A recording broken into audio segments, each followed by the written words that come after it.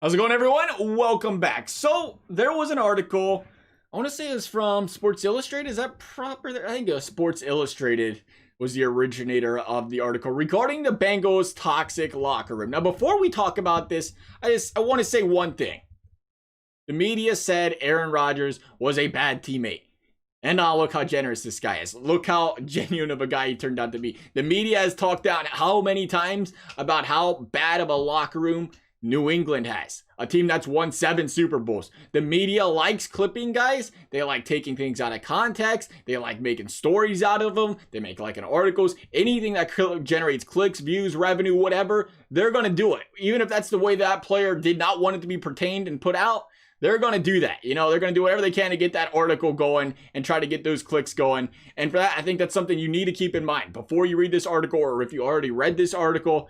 It's just something important to think about. But in short, it was an article that said, hey, players have said Lou Anarumo is unapproachable. He uses abusive language towards players. Same could be said about offensive line coach Jim Turner. They also added on that he likes to play his favorites, aka guys like Michael Jordan being one of those guys. And then, as far as Zach Taylor is concerned, there was a lot of talk about his relationships and his communication with the players being brought up. He could probably do a better job in that department there.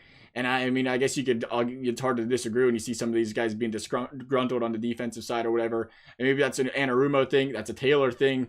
Maybe it's a combination of both. End of the day, it all happens under Taylor's watch. I think that's why you take the credibility. You go back up to the ladder to the coach here. But dissect it as you will. Fact of the matter is, the Bengals defense has some real talent on it. Talent that doesn't look like it's reaching its full potential right now. And I do think that's something that gets looked at as a problem for Anarumo. Turner, well, let's face it, this is a Bengals offensive line that has been worse these last 2 years than I think we've seen the entire duration of Marvin Lewis being the head coach of this team. And again, playing favorites, definite issue. I don't personally look too deep into this article. Again, personally, for what I said above, there's just so much of to try to generate the emotions and the clicks out of people by the media. I try not to look too heavily into that. But, here's the other part of that. This is a team that's 2-7.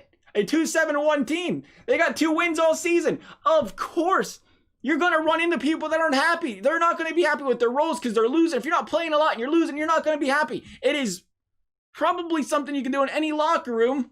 You find 1 or 2 guys that are disgruntled because, maybe it's guys that are disgruntled because they're not playing enough, or they're disgruntled because they think they're a lot better than they are and they're not getting enough playing time because they're not playing enough. And again, that's where, you can say, hey, the communication comes in. These coaches are not communicating well enough to say, hey, you need to improve here. You need to improve here. This is why you're not playing. And maybe that calm it down a little bit, maybe not. When you're losing, though, it's a lot easier to just dig up a couple players that are very upset. Like, okay, I'll go on the record anonymously and talk about it. Why not? It was the Cowboys that did it last year when they was having a great season. There's people like that. You're going to have a 53-man locker room. You're going to find a couple people that are, they're willing to vent out their emotions.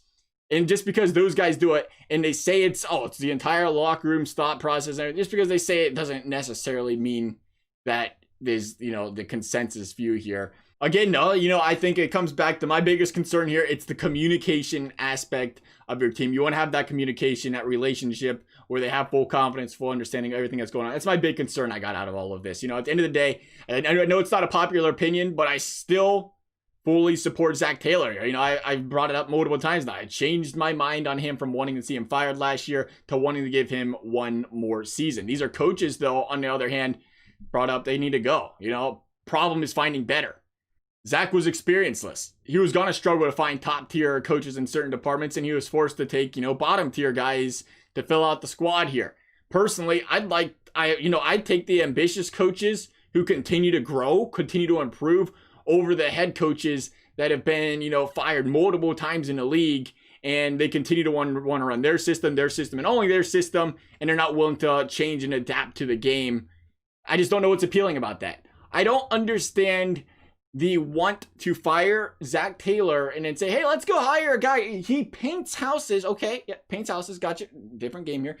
Good house painter, by good, I mean he misses some spots. Sometimes he hits the wrong colors in the wrong spot. Sometimes he paints over the window. It's not a big deal. He does a kind of bad job. He's not really good at painting the windows, but he's got the experience. You know, he's been Peyton Windows accidentally now for like 20 years. You know, why not go with the experience? Let's go with what we know is going to work here. A guy that's bad at what he does, but we know what we're getting, a little experience. You know, that's my thought on hiring coaches that have been fired before. I want to see the Bengals try to draw in guys. I like the Zach Taylor coach hiring. You find another guy. I want to see an ambitious coach, you know, whether it be a stud coach out of college or a guy that's just moving up through the ranks, doing an exceptional job at what he's doing. You know, kind of like Mike Zimmer worked his way through the ranks to become a head coach type of deal, rather than hiring a guy like, hey, Adam Gase is out there again. Probably will be out there again at the end of the season. Let's give him a no.